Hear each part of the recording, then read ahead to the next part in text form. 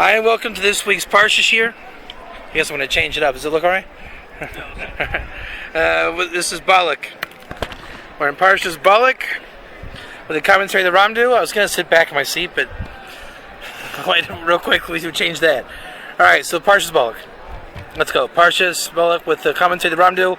We're obviously here at the Kaisel with the Ari Lewis Show. Hi, Ari Lewis Show. Hi, Ari Lewis Show. And our friend Vicky from Australia. Hi. Hi. And here we go. This is our third time doing this, and I think you'll see I got the rhythm down for the Ramdu. It's a very interesting commentary. It's long. That's what I wasn't prepared for the first two classes. This was like 50 or more pages that I had to condense and crunch down into something that we can do for an hour. And hopefully I can give over the whole parsha that way. I want to start off with a nice idea. This is something I heard. You probably heard this maybe. I don't know. It's a famous idea. It's not new. Parashas Koirach. Right? How does Koirach start? With a kuf. With a kuf. How does what's the next parsha after Koirach? What's the middle letter? Kuf. And this is Parashas ending with kuf. Kuf, kuf, kuf. Each time KKK. The Jewish KKK. And the Ramdu commentary starts by saying, I don't know if it's connected to that, I just remember that idea, that every parsha builds on every parsha. And the Ramchal has this thing. Remember, the Ramdu is coming from the base midrash of the Ramchal. They're the same kind of world. So he says, what connection does this parsha have to every other parsha in the order? So he brought that as the first idea in the Perush, and I liked it because it reminded me of Kuf, Kuf, Kuf. So very apropos. There's a lot of things going on in the parsha. There's a general theme, but I want to kind of in the Hakdama, I want to introduce a couple concepts. That was the first concept. The next concept I want to say, wisdom is not short in the world. There's wisdom in the world. The Greeks and the Jews had a very, very explicit fight. And the fight was, which school contains real chachma, or wisdom? The Greeks had their style, and for whatever we hear to the party line in yeshiva, we have Torah. And that's like the biggest party line that ever lived. We have Torah, right? But what is Torah? So it works out like this. In the depth of Kabbalah, there's something called an ikar. An ikar is, for example, when the Torah speaks about something, you think it's just kind of a silly little story. But if it goes into detail, that's like the definition spiritually of the concept. I don't know one off the top of my head. I guess you could say Bereshit. Is Bereshit a word or an ikar? It's a thing. Right. It's not just a word in the beginning. It's a proper thing, right? So it's an ikar. It's a function. It's a wisdom of creation. So the Jewish school of thought is when you delve into Kabbalah and Torah and you extract ikarim. For example, the word nachon. Yeshayahu Hanavi uses the word nachon. Around here in Israel, if you ask anybody, if you say atal lo nachon, they're going to tell me that I told them he's wrong. Atal lo nachon. But it doesn't mean that. It means not ripe. So if you look, where is nachon used in the Navi? I know Yeshaya uses it, and you'd have to look it up. He would say, Bob and Jane went to the mountain, and it was nachon for that day, right? That's an ikar. It's not just a literary It's a literary thing. It's a function, like a calculator. The Greeks didn't have that. I mean, they thought they were going to define the universe. The Torah began at Sinai, and then Moshe gave it over. We know Pirkei Avos to the Nevi'im, but there ended up being Nevi'im through our entire Tanakh. So we ended up getting a big book called the Tanakh. Then, after that, we went into Gullus, and we started to get rabbinic writings, and the Talmud came about. You're going to tell me that that's an oral Torah and a written Torah, but it isn't. It's Deraisa. Deraisa is the concept of the Torah at Sinai being given over and taught every generation. So the Mishnah is part of the Deraisa. Tanakh is part of Deraisa. People don't think about this. We think the Torah was given by Moshe Rabbeinu. It wasn't. Moshe was a Navi. I call it Moshe Navienu. Because you got to think about it in those terms. So the prophet Isaiah was not a prophet under those terms. He was a link of the Masorah of Torah. Yeah, he was a prophet, but don't think like that. Don't think like there's some upper echelon, like, whoa. That was part of Deraisa. So every generation the Torah is given over, it's part of Deraisa. Don't think Moshe Rabbeinu, don't think Yeshaya Navi. Start thinking the lineage of Torah Deraisa. So what you have is at Sinai, the Jewish people were given Giloi Shechina, which means they were soaked up with this ruchnius called Torah. So the world thinks about wisdom in a certain way. They have their schools and philosophies. The Jewish people were given a ruach of Torah. So for example, if two Greek philosophers are going to go to the Makolet and buy eggs and milk, they would say philosophy, blah, blah, blah, philosophy, blah, blah, blah. Two Jews would say, what's the pshat? If the eggs were chetzi, price, necheshbin, why are they doing that? They're doing a Torah on eggs and milk. The Jew found out you can do a Torah on anything. Who's better, Batman or Superman? Well, if Batman had that case, Superman. So we have a Masorah of Torah. That Torah was what made Israel unique, holy, prophetic, and the lineage of Deraisa. So it ends up being we have Torah. So the world is built on Ikarim. Like this is called a wall. That is not just a physical phenomenon. It is a Iker. We all know that's an Iker. This is a specific place in the world, right? The Holy of Holies is over there. That's why it's called the wall. The wall. The Greeks don't understand that. They would call it, dude, it's a wall. It's a wall. It's a wall, man. It's a wall. We say it's the wall. Right. Greeks say it's a wall like any other wall. That's it. So we have the Torah of Yikarim. So if you want to know what is a man, well, I'm going to go in the Tanakh. I'm going to look up Ish, probably like Moshe Rabbeinu, Ish Elokim, or something like that. And I'm going to read the pasuk. Ish Elokim raises his hands in Amunah. So what is a man? It's a man of God who raises his hands in Amunah. That's how you know what a man is. See what I'm saying? You use the Torah to define itself. Well, what if someone doesn't raise their hands? They're not a man? Then what you do is you look up all the places in the Concordancia that talk about Ish. You get a super conscious position of all of them. And 10 times out of 10, 100 out of 100, if you look up, if there's 5,000 mentionings of Ish in the Tanakh, or 400, whatever it is, right? You learn them all out, Mikros Gedolos, you will come out with a unified view of what a man is.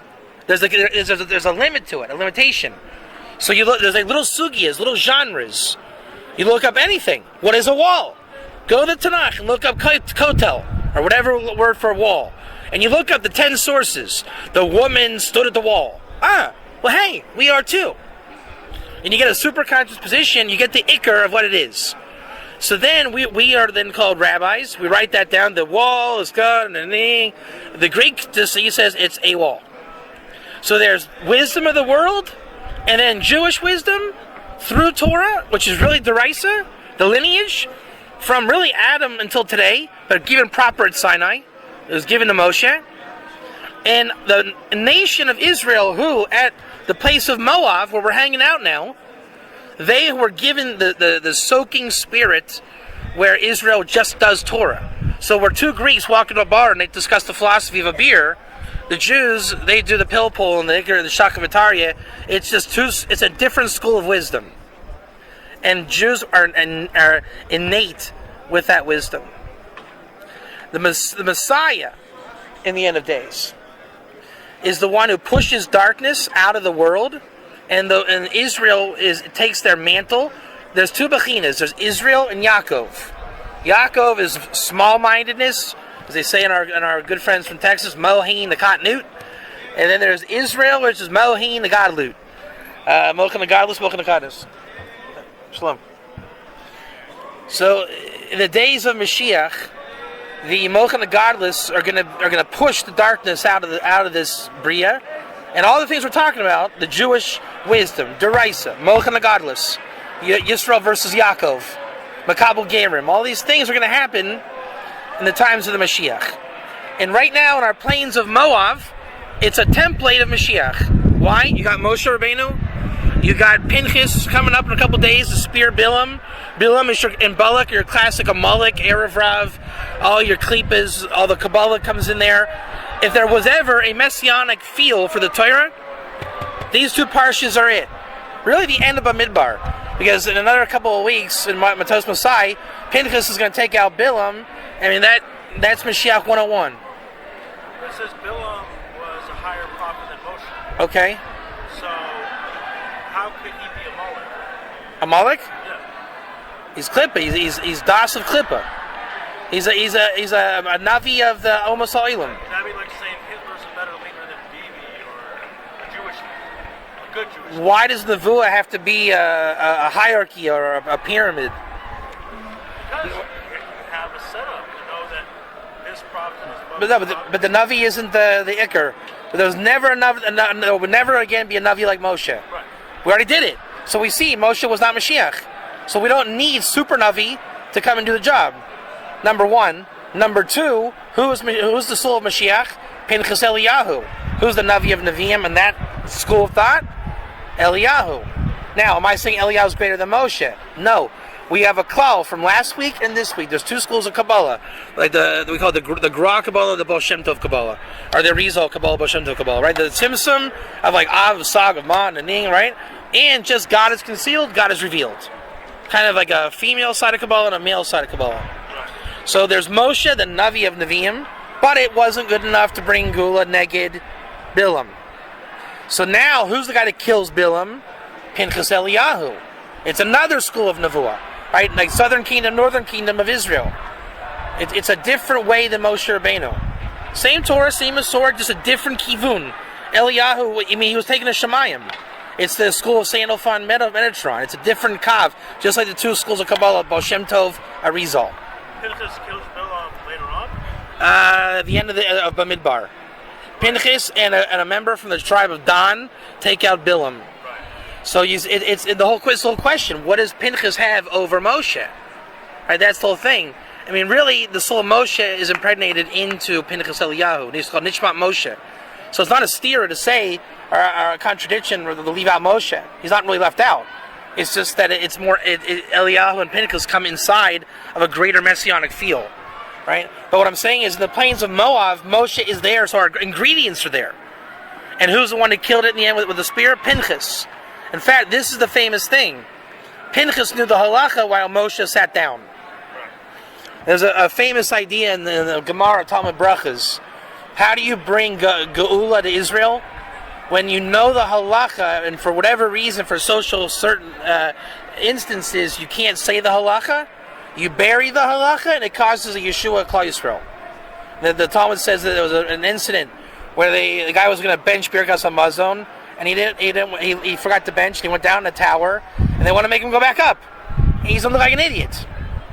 So he's like, oh, I left my sitter up there. But he didn't. So he went up there. I forget exactly how it works out. They buried the halacha, whatever it was, and he went up and found a golden dove. Right? So it was a miracle. I forget exactly how it worked out, but the idea is when you bury the halacha, the Yeshua comes. So Moshe knew, but Kavana, with Chachma, bury that halacha of can a Jew have relations with a non-Jew? Shimon and the Torah Shimon was Zimri and Cosby.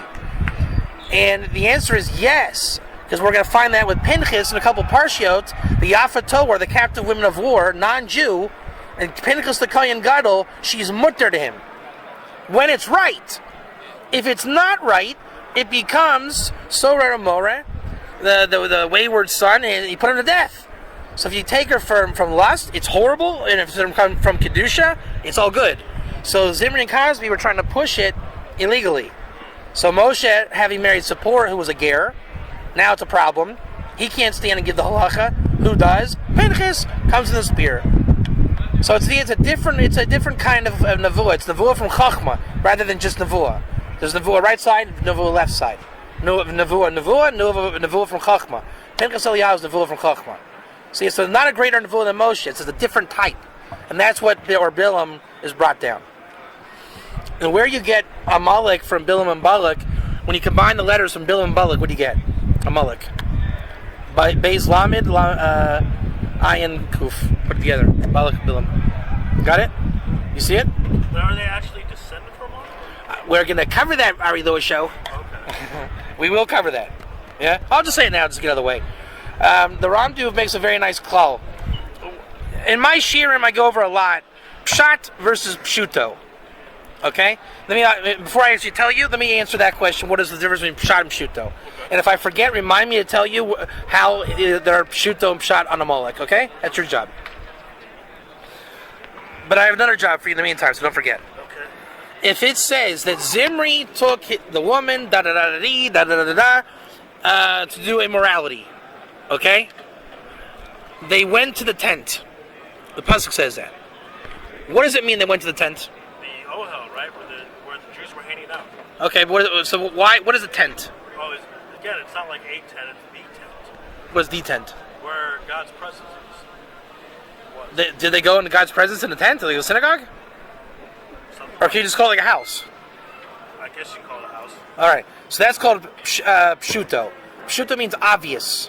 If it says they took the man went to the tent with the woman, and we see tent's just another place where he took her out to his place, to his pad, right? That's the obvious answer, and that's called lefi pshuto. What does the Ramdu say? Don't learn it lefi pshuto, learn it lefi pshat, like the real pshat or the super obvious pshat, which is what? Where do you put a tent? In a field. Right. Why'd you go to the field? To do something dodgy. So why does the pasuk say they went to the tent? Because it wasn't just a regular stamazoi tent. He dafka went into the field and pitched dafka a tent to do znus. So yes, it is a regular tent. That is in the lefi pshuto. But really, also, it is a bigger Indian. The tent is a makom znus, and vis-a-vis the parsha, right? That is a clear example of the difference between pshat and pshuto. Pshat again is obvious. A tent is a place where you sleep. But if you say it's a tent where we're doing znus, then yeah, that makes sense. That he would take her to a tent, not a house. They went to the field. So pshat pshuto. Now, he's going to say that Amalek is the bechina of pshuto. That when it says Amalek, and you say it's a nation every time, that is lefi pshuto. I mean, the obvious thing I would say is there is a nation called Amalek. You don't have to say that. What you can say is the pshat, it's klipas Amalek. It's more apropos, he's saying that when we talk about Amalek in the Chumash, it's really talking about klipas Amalek. Then you get into Kabbalah the Rizal, it's all about getting rid of the klipas Amalek. And then the Gra in Kol HaTorah has a very nice pshat. What is Amalek? 3 kinds of Amalek. Amalek in the Gashmius, which is Esav, Yishmael, Erev Rav. Ruchnius, Samach Mem, and the Lamed Lamed. And in the Lev, the Yetzer Hara, and all your vices and addictions. So there's Pshuto, the nation Amalek, and Pshat, which is Klipas Amalek, right? The Indian of Amalek. So Bill and Balak. Now to answer your question, did they have to come from the nation of Amalek? Lavdafka, right? They came from that koyach of Kishuf against Klal Yisrael, and that's the whole theme this year is going to run on those lines. So when you look at the Ayin and the Mem from Bilam, then you get the Lamed and the Beis of Balak makes Amalek. How we doing? Good. So, but you're saying that's how they're descent from Amalek. You're going Pshuto again. Okay. There's Pshuto and there's non-Pshat. Okay. There's the nation Amalek, flesh and blood and seed, and then there's Klipas Amalek. For example, Yishmael is one of the Klipas, correct? Yeah. Is every one of our friends over in this area of the world Dafka a Yishmaelite from descendant? No. But they're under the Klipas Yishmael. Okay. Right? Like that building up there, I don't know who governs that technically, where they come, what tribe of Shtusim they come from, but it's under Klipas Yishmael. You understand? That right there is Klipas Yishmael up there. Okay, so it sounds like metaphorical. No, it's not metaphoric.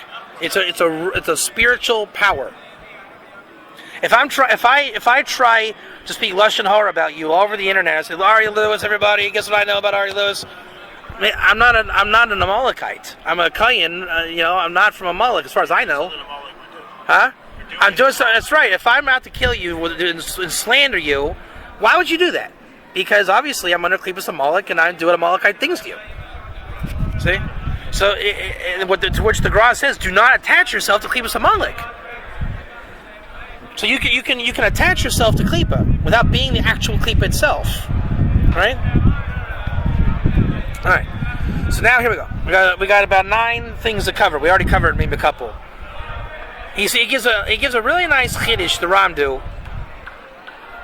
Balak and the Moabites and all these people were very, very afraid of Israel because they came out of Mitzrayim, Lamalim, and Ateva, above nature. And you'll say, but that's Pshita, we already know that. And it is Pshita, we do already know that. The Chiddush is, why couldn't Israel leave Mitzrayim? Because what is the power that keeps a Yid in Gullus? Kishuf. What was Mitzrayim great at? Kishuf. Witchcraft. Redirection. So they were so great at it, they swallowed up so many nations. It was like a junkyard of nations. They couldn't get out because of the Kishuf. So now Israel comes out, and Balak saying, how that happened? Because the only way you can come out of Mitzrayim is if God takes you out above nature. So now that Israel came out, everyone's freaking out. Because the Kishuf should be good enough to keep them in prison. And now you got a nation coming out, that means they're immune to Kishuf. So Balak hires Bilam, they're saying, we got to take care of business over here. Then, what were they really afraid of? They were afraid of Moshe, Shlomi, and Chaimi. Why? Because the Am Yisrael below receives the shefa from the Bechina, out of the Iker, Yisrael, he who strives with God, above. So there's a kayach of Israel above, and it's mashpia down to Israel below. They didn't care about Moshe, Chaimi, and Shlomi. Not really. They saw that the pachad, the terror above, was going to bring that shefa down below. And if Israel gets all the shefa below, then the shefa, like resources of the world, is shifted to Klal Yisrael. Balak and Bilam are out of jobs. They're out of everything. So they got to stop this. They got to stop it. And the Kishuf didn't work, so they got to bring in the biggest Kishuf of all time. That's Bilam. So Balak was a master of Kishuf through action. Bilam was a master of Kishuf through the peh. There's your Moshe, Mida connected Mida with Moshe. So the way he describes Bilam is a couple different ways. It's Michael Jordan. He is the Michael Jordan of Klippa and of Klippas Amalek, right? Meaning he is the superstar. You can actually say he's more like Jim Morrison. He is the rock star. And the way the rock star is, it's not like Moshe Rabbeinu. Moshe Rabbeinu is a Talmud Chacham. When I say Talmud Chacham, he is a student of wisdom. Remember the Deraisa school we're talking about? He is the master of the wisdom of the school of Shem, Academy of Torah of Shem and Aver. Bilam is more about memorization, like a warlock, just like memorizing. Do this, do that, ritualistic, highly ritualistic. He knows the moves, but he's not liquid. It's Bruce Lee's student and not Bruce Lee. The guy who memorizes it rather than the innovator. So they're going to call in Bilam, and Bilam's job is to talk. Now, this is Malchus of Klippa. What is Malchus? Malchus's job is the peh, to speak. The Queen of England is a very, very great example of this.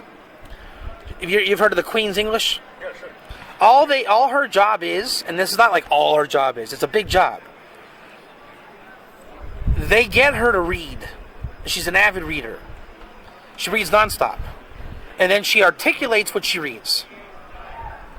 Now, they probably give her pertinent information, right? That way there's a reason to collect the material, and she speaks it. She speaks so much that her accent becomes the Queen's English, and it sets the tone for the nation.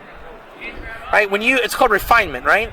If the Ari Lewis show does 5 shows a day of the Ari Lewis show, it gets to the point where it's just Ari Lewis is the Ari Lewis show. You're fluent, right? There's no separation.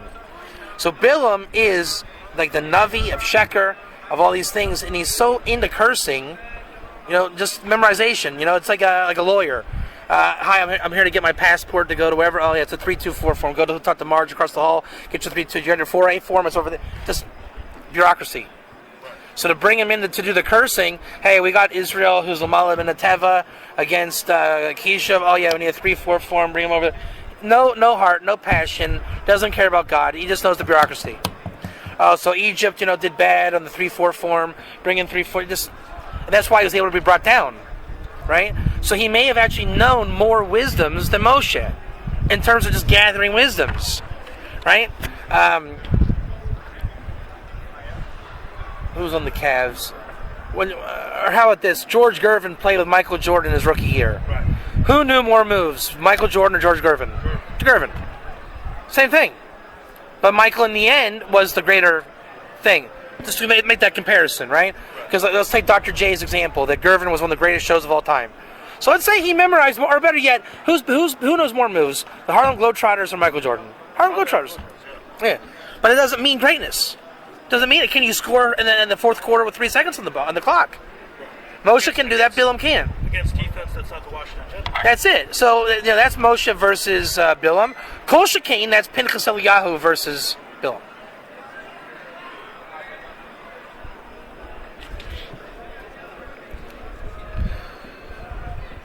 All right, we already made a point that this is kind of nice. The Ramdu said you'll never see Balak and Bilam's name really meshed together. Because that makes a yichud of right and left, which is the power to destroy the world. The Vilna Gaon says in Kol Torah, the Erev Rav want to unite Yishmael and Esav for the same effect, to wipe out Israel. It neutralizes Israel, because Israel spans all of Kabbalah, left, right, center. So if they can bring right and left to the center Kav, then Kabbalistically, with Yaakov with the sticks, it doesn't affect on high. Therefore, they saw that they were the image below of what is on high, of Klippa. So if they unite, then they unite. And that wipes out Israel in the middle. Therefore, when their names are never appearing in the Nevuah of Moshe, to keep that koyach always at a schism level, so they never actually unite and wipe out Israel. When Israel's vulnerable is when they're called Yaakov. When Israel is not vulnerable is when they're called Yisrael. Mohin Akatnut, Mohin Gadlut. Mohin Agadlus, Mohin Akadus. Wait, sorry, say that one more time? When Israel is weak is when they're Bnei Yaakov. When Israel is strong, Bnei Yisrael. So Bilam and Balak are coming in when it's a potentiality of Bnei Yaakov. Right? When we're scattered amongst the nations. That's why we makabel Gerim when we're amongst the nations. What does the Nevuah say? Beis Yaakov. Isaiah 14:1 every time. When it's Bnei Yisrael, and there's Cohen Levi Israel Ger, and we come out of Golus, and there's the days of Mashiach, then we're in Mochen Agadlus, and there's no curse. Everything goes to brachas. The power of Israel is to connect to Israel above. And what makes Israel great, a lot of this, the themes that we find in the Parsha over and over again, is what is Israel, what makes Israel great, when is Israel not great, when they're low, what happens, you get a Bilam Balak, how are we saved, you get a Pinchas with a spear. I mean, it's the same pattern. What makes Israel great is we're saying that we came out of Egypt against Kishiv, they couldn't hold us down. God governs Israel. Hashgacha pratis. Sod hashgacha. That is the essence of Kabbalah. Read the very first page of the Yetz Chaim. Why does God make Tzimtzum, the contraction of self, in order to give to Israel? Have you ever read Birkat Hamazon? Read it again. It's an amazing bracha. When you really focus on it, He's always good. We never lack. He gives bread. That's all God does. He mitapel to the creation. Non-stop. And I mean, it's an amazing first bracha if you really focus on it. Kili olam chasto, right? His kindness is always. When you are aware of the Shefa and aware of the Ashkacha, that is when the Kabbalah has internalized in you, and your Chachma, you relate to God as He takes care of the creation. So that again is the Torah Deraisa, the school of the prophets of the Jews. Whereas the Greek wisdom says there is maybe a God, but He doesn't do that. He doesn't go to the wall. It's a wall. Right? And here's a pun for you: God becomes AWOL. David HaMelech versus Doeg and Achitofel. David HaMelech says it's all about Hashgacha, and Achitofel and Doeg say there's no Hashgacha. That's not how God does it. This is always the fight. Israel's the nation, Am Segula, with Hashgacha, and the nations, the enemies of Israel, i.e. who? Amalek, says that that's not how God works, and there's no Hashgacha like that. And in the end of days, we're going to find the Hashgacha revealed everywhere. Right? I have a point to say about that. I forget what it is, but that's always the fight. That's what Kabbalah is all about. That's what Gula is all about. Is solidifying that principle: Hashgacha versus not Hashgacha. Now, what do the Klippas do? This is a nice shot. He says the Klippa comes with an Iker. Remember our word Iker? So if Klippa is an Iker, it means it does something. Right? It does something. What is it? It's a function. When you are hanging out with the wrong crowd, they make something happen to you. What do they make happen to you? They make you not able to grab hashpa'ot. God is the emanator. He emanates situations and realities on us. Non-stop. Derech mashal and derech midas. So, the Christians like to say God is love. God is not love. God is the bud of everything. Right? You don't just say God is love. God is love. No, He's not. God emanates love on you. God emanates mercy on you. God emanates everything on you. One thing at a time. You either fight it and say it's a bad day, good day, this day, that day, or you get the mashal, you cop the mita, and you go with what God wants you to know. So when you're at the bank and there's a long line and you're miserable and you hate life, what is God throwing at the Ari Lewis show? Patience. So you got to internalize it and rationalize it and find the way. All right, God, I get it. I got to be patient. Da-da-da-da-da. So he's emanating it to you. But God can't throw more than one thing. Well, He does, but He has kindness and allows you to focus on one thing. Whatever you decide it is what it is. I mean, right now, think about it. Right now we're at the wall, right? Can I say it's a holy moment? Can I say it's a happy moment? I think so. Can I say it's a sad moment? Because the temple's on. Yeah, can I say it's an excited moment? So I got to pick one. And you will. Out of all this energy, you're going to pick one thing. You're going to remember, I was very upset because I had to meet a friend. Rabbi Katz is going on for 25 hours, and I missed my appointment. It was a very upsetting night for you. But for Vicky over here, she says, it was a great night at the wall, it's fun, hey, hallelujah. Right? Different, everyone gets their hashpah. Klippa makes you not able to grab the hashpah. So you're just a broken vessel. So you're just, how was it, all right? Nothing, bad, horrible, nothing. Just nothing. When you're a vessel and you can grab onto it, and it's like, it's craftsman quality, whatever it is meant to be, you lock into it. So that even where I'll say I think it's an exciting shear. You would say, I disagree. I the whole time heard Simcha. Okay, our little show got Simcha. What can I say? And you walk away happy and you got it and you're da-da-da. You're right. Because God gave you one solid thing. So that's the idea, is that Klippa keeps you from focusing on God. It's like a nervous energy. You can't get God. It's just, all small. Like Yaakov small, right? Now, the essence of Kabbalah is this hashpa'ot. Again, connecting to God. Connecting to God on high. Bringing the Shefa down. Connecting to God on that level. This is where you get all the different schools of Kabbalah. Do we focus on God bringing Shefa down onto us? Do we try to elevate our mind up? And again, is it the Arizal or is it Baal Shem Tov? Meaning, do we try to track down what is the Inyan? Right? Why is it Simcha right now and not anything else, Ari Lewis show? Because if it was happiness over there, just work it out, right? Remember we talked about the water channel going through and doesn't overflow. Everybody gets their piece. Right? So you would say, well, it wasn't so exciting because I thought it was, and you darshan it out so you get the nugget of what it is. Or do you just say God is concealed, God is revealed? I don't know. I saw a good cheer. You made me realize God was present. See what I'm saying? There's different schools. And the different schools are how you relate to the Shefa coming down. Alright. Now, got you doing pretty good on time. Bilam has a pretty interesting function. Bil'am, to swallow the nations. So think about it. In the world, I saw a really great TED Talk. It was about what happened in World War II with the state of Israel. They wanted to create a state system where they could create states and what's the name of that word? When it loses its stability, what's that called? Destabilize. Destabilize states. Then you create war. Then you create refugees. Then you create immigrants. This is why there's this immigrant crisis all over the world. And then immigrants are basically slavery in the new era.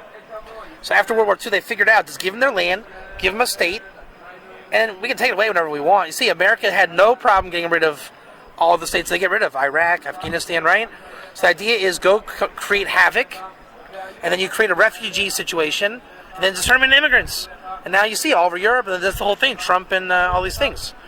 Bilam was the originator of geopolitics, swallower of nations. What did Mitzrayim do?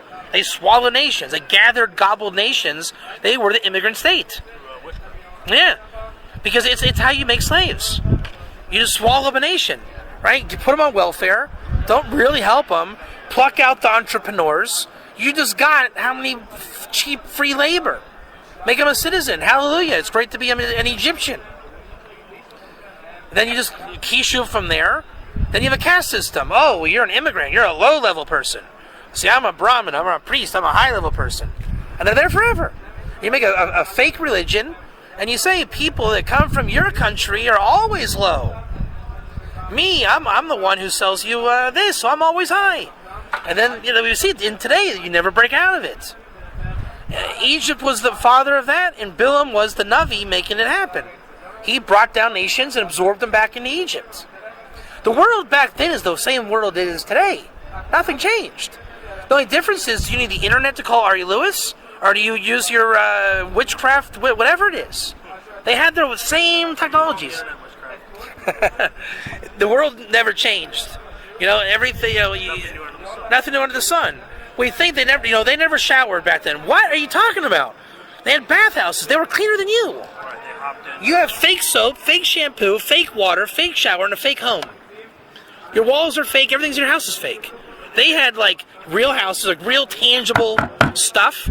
They went and they scrubbed. They got clean. They say soap nowadays has a lot of problems. That's it. Everything you have is like. You don't eat food. You eat like food. You drink like water. Your Kiddush wine is like wine. Nothing about you is real. Your shirt is a garbage product. Back then they had a shirt that would last them how many years? Real material. So the world never changed. Yeah. They're real dumb. Huh? So they're real dumb. Everything. That's what I'm saying. It was real stuff. Even as far as 1950, it was more real. They said a Hershey bar was a Hershey bar. A loaf of bread was a penny, whatever it was. It's all fake today. But it doesn't mean that we're different worlds. It's the same construct, same wisdom. Just Why is it less fake? Why is it fake? Now? Less real. Because the government says you have to have deodorant, and that's how you stay clean. Back then, there's no deodorant. It's called go take a bath in the bathhouse and get clean. So I'm saying, in Israel, it's illegal not to have a smartphone. They make it so impossible to not have a smartphone. He's not being serious about it. It's not technically. No, not technically. But I'm saying, they want, in Saudi Arabia, my sister worked there, gas was 50 cents, 8 cents a gallon or something. It's illegal to not drive because it's 8 cents a gallon. What do you take, a bus? There's no bus. There's no public transportation. You gotta drive. So they forgot about a car. Yeah. But that's a gift from the country. The country's giving that. If the country said, I want you guys walking from A to B, then you're going to say, wow, this is like the old days. I walked 5 miles in a foot of snow. It's the same world. It's just what the government wants you to have. Now, they want the immigration rather than slavery. It's the same thing. Just what do you want to call it? It's what will the people accept? Right? You're going to eat scraps 2,000 years ago. Now we call it Kentucky Fried Chicken. Same thing. Okay. KFC, Kentucky Fried Cat. Just kidding. So there's a great nevuah from Noah.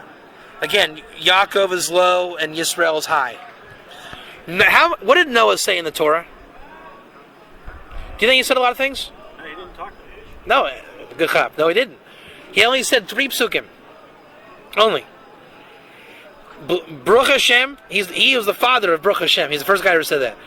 He said, Baruch Hashem, Elohei Shem, may Yafis dwell in the tents of Shem, and cursed is Canaan. The Targum Yonason, giving the explanation of those brachas, is fantastic. How does the world work when it works? That building up there should become the Beis Hamikdash. Then it's called a tent of Shem, right? Because only the sons of Shem can build the Beis Hamikdash. It's a Gemara and Yoma. So then, when it's a building or tent of Shem, what is Noah's bracha? May Japhet dwell in the tent of Shem. Then Canaan is a servant under those two. He's Mashamash a Beis Midrash. When that happens, then Yafis will make Gerim and learn the Torah of Shem, and all's well in the world. When there's a mosque up there, then there's no tent of Shem, then it's only the tent of Yafis. Their schools of study. And Canaan joins with Yafis. So when Israel's down, is when Yaakov's an Isha Olim, right? He's the man of the tents. We always say, I always tell you about this, right? Every year in Meshiva we say, what tent? What tent? Torah of Shem and Aver. Then we move on. But when it's Yisrael, it's when it's godless and the tents of Shem. When we're low, then it is Yafis and he puts out Shem, and it's the tents of Zimri and Cosby. As the Gemara says, how do we know Mashiach is close? When the Beis Medrash turns to a place of Znus. Right? The Yafet tent doesn't have Yerushalayim and the tents of Shem. That's when we're in exile. When you're learning in yeshiva in the middle of Brooklyn. Not exactly the whole Makum Kadosh. You say that is Znus? Well, it's a Znusy area compared to what should be up there. Then it's Psachim 87b that says you go in. Why does a Yid go into Gullus? To Makabel Gerim. That all the Nitzutzits of the world, the sparks of the world, are delivered only to Israel. No other nation gets the sparks. And where do we see that from? Yisro. The Nefesh HaGer of Yisro. And for all those that say there's no Ger, pretty hard to say that, isn't it? When we have all these Ger references, how is that possible? But I'm making that up again, right? The whole Ger thing. That's only in every commentary in this week's Parsha because of Yisro, who's the consummate Ger non-convert. And the bracha was by Bilam to Yisro. I forget exactly the language, it's in the book, but he blesses Yisro. Yisro says, now I knew that God is great. Why? Because Yisro knew every God. And the God of Israel, the jury was still out on the God of Israel. There's, in the future there's going to be Israel. And theoretically, they had messianic prophecies back then, right? That one day there's going to be Israel and a Torah and God, this invisible God is going to take them out. It was like a folklore. Just like our folklore now is Mashiach. Right? Mashiach one day is going to come. And when Yisro saw there was Hashem, and we did get taken out, and it did take out the Kishu of Mitzrayim. Hallelujah, there's a God. And he's not like man. Man starts out something and relents. Right? Why was Moshe wrong for bringing out the Erev Rav? Because he was right in doing it. But then he said, oh man, this is horrible. I shouldn't have done that.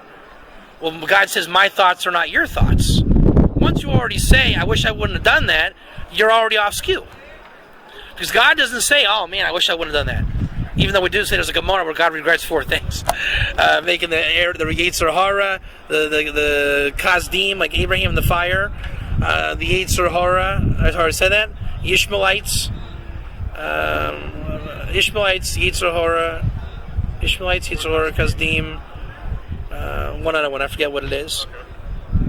So, Sarachiyun on that, investigate. But the idea is that the God of Israel was supposed to come back and finish the job. And when Jethro saw Sinai, he said, now I knew that God finishes the job. He comes to where? He doesn't go to Amalek. He doesn't say, hey, okay, bets off, God came, let's go now get to Znus. No, he goes to Israel. When someone realizes, now I knew that God is real, the only nation that takes anybody in, not converts, Gerim. You don't have to convert to Judaism. It's just, where do you go when you say Hashem Hu Elohim? To Israel. That's why we collect the sparks. Anybody attaching to Israel, the Nilva Ger, goes to Israel. If you want to convert, it means you want gefilte fish. If you don't want gefilte fish, it means you want Torah Kadesha. You want the wall and not a wall. If you want the wall and not a wall, you belong at as a connection to Israel. All right. If you want to be davening at the wall, then you convert and go a minion. It's up to you where you want to go. The sparks are meant to go to Israel. Israel collects the sparks. Right? It's just it means that you want divine providence in your life. It means you want what God has to offer. You want a God that doesn't relent. All the Avodah Zarahs out there, they offer different things. And you can go ahead, b'vakasha. Bilam and Balak were saying those are our gods.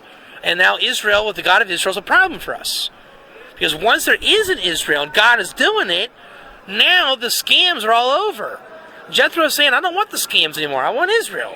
So he comes. And when he goes back to his family and leaves the Jews, because he didn't convert, he's going to show the world about Gerim and make Gerim, just like Naaman, about the God of Israel. And with that, we may have a wrap. I think we do. You know what? I think we covered the whole thing. 46 minutes, Artie Lewis show. How you feel about that? Pretty good, very fascinating. Like you said, it's hard to dispute Ger. It's everywhere. The thing about Ger is, I know it sounds fantastic, like Rabbi Katz on about this Ger thing. It's in every parsha. I've proven it a million times. And we're going to go ahead and give it a wrap. So that's the Ramdu, Parashas Balak. We'll see you next week. B'ezras Hashem here at the Kaisel. Thanks, Vicky, for coming from Australia. And may the Schwartz be with you. Shkoyach.